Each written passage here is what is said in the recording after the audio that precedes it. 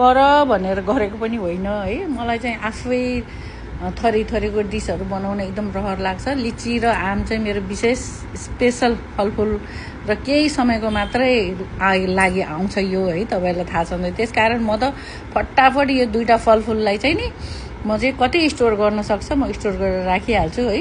र आज चाहिँ नि मैले लिचीको जुस कसरी बनाउने र लिची चाहिँ नि डेजर्टहरूमा कसरी प्रयोग गर्ने, किनकि पछि हामीले लिची पाउँदैनौँ। बजारमा पाउने सबै आर्टिफिसियल लिचीको फ्लेभर मात्रै हुन्छ है, यसरी नेचुरल पाउँदैन।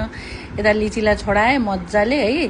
3 भाग जति लिची चाहिँ मैले चाहिँ नि यो चाहिँ मैले डेजर्ट भोलि पर्सि आइसक्रिमहरू, केकहरूमा, मिल्कसेकहरूमा बनाएर खान मिल्छ साथीहरू है। मैले यसरी लिचीलाई राखेँ र जति लिची छ त्यसको हाफ जति चाहिँ मैले चिनी राखेर पकाएँ। यसमा अरू केही राख्ने होइन, पानी एक थोपै नराख्ने है। यसरी मजाले पकाउने र केही लिची 10-15वटा लिचीलाई चाहिँ फेरि छोडाएर यसको झोल बाक्लो गर्नको लागि यसलाई पिसेर अनि यही डेजर्टमा चाहिँ हालिदिएर यसलाई मधुरो आगोमा मजाले पकाउन थालेँ।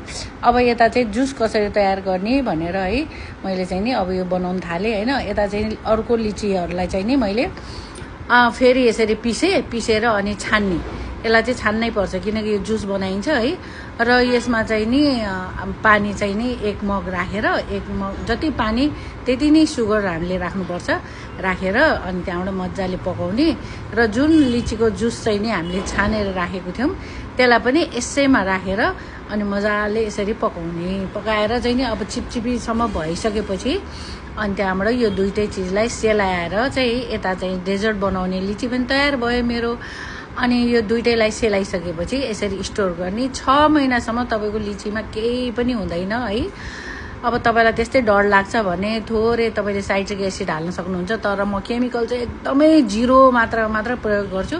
मैले चाहिँ लेमन हालेँ अलिकति, दुईटैमा अलिअलि थोरै लेमन हालेँ र यसलाई चाहिँ फ्रिजमा नै राख्नुहोस् है। फ्रिजमा राख्यो भने 6 महिनासम्म केही हुँदैन। तपाईँहरूको स्कुल जाने बच्चाहरूको लागि एकदम फ्रेस लिची जुस जति बेला मन लाग्यो त्यति बेला खान दिन सक्नुहुन्छ।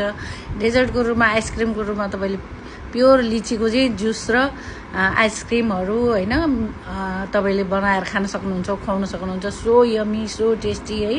म त खाना र खुवाउनको एकदम शौखिन है परे साथीहरू। र मेरो चाहिँ दिनचर्या यसरी नै बित्छ। फुर्सद भनेको मसँग एकछिन पनि हुँदैन, तर जति फुर्सद हुन्छ म त्यसलाई सदुपयोग गर्छु। Okay, by. ट्राई गर्नुहोस्।